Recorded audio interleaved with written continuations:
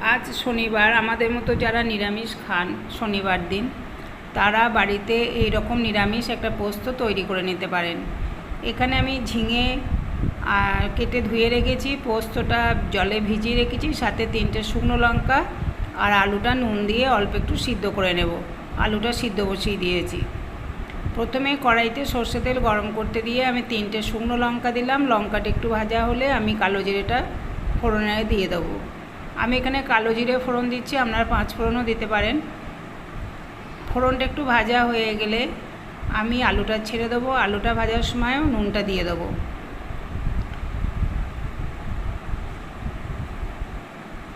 এখানে যতটা নুনের দরকার আমি আলুতেই আমার আন্দাজ মতো দিয়ে দেব।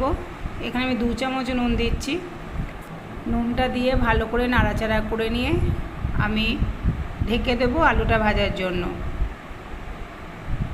যারা আমার চ্যানেলটিকে প্রথম দেখছেন, যদি ভিডিও পছন্দ হয় লাইক শেয়ার কমেন্ট করবেন, আর চ্যানেলটিকে এগিয়ে নিয়ে যাওয়ার জন্য অবশ্যই আমাকে সাপোর্ট করবেন, আমার পাশে থাকবেন, আমার একান্ত অনুরোধ। আর যারা চ্যানেলটিকে অলরেডি সাবস্ক্রাইব করে দিয়েছেন তাদেরকে অসংখ্য ধন্যবাদ। আলুটা ভালো করে ভেজে নেওয়ার পর আমি ঝিঙেটা দিয়ে দিলাম। ঝিঙে আর আলু ভালো করে আরও 3-4 মিনিট ধরে ভেজে নেব। ততক্ষণে আমি পোস্তটা বেটে নিচ্ছি মিক্সিতে। এখানে আমি শুকনো লঙ্কা নিয়েছি 3টে, অল্প জল দিয়ে পোস্তটা বেটে নেব। পোস্তটা যদি আগে থেকে ভিজিয়ে রাখেন তাহলে পোস্তটা খুব সহজে খুব কম সময়ে খুব সুন্দরভাবে বেটে নেওয়া যায়।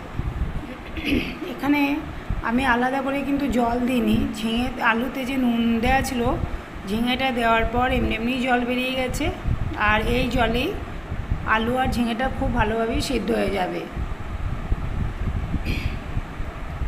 আলু আর ঝিঙেটা সিদ্ধ হয়ে যাওয়ার পর তারপরে আমি ভাজা বড়িটা দিয়ে দিলাম।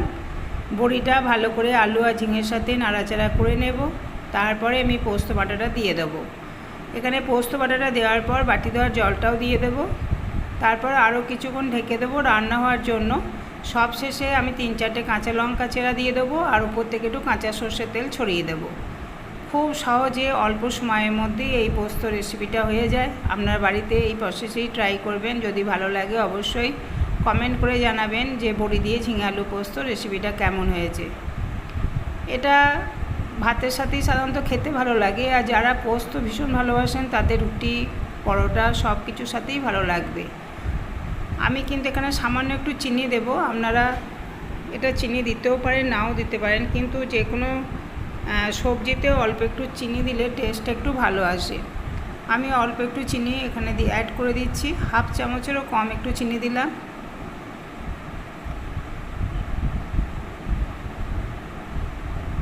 এবার একটু নাড়াচাড়া করে নিয়ে আমি 2 চামচ কাঁচা সর্ষের তেল ওপর থেকে ছড়িয়ে দেব।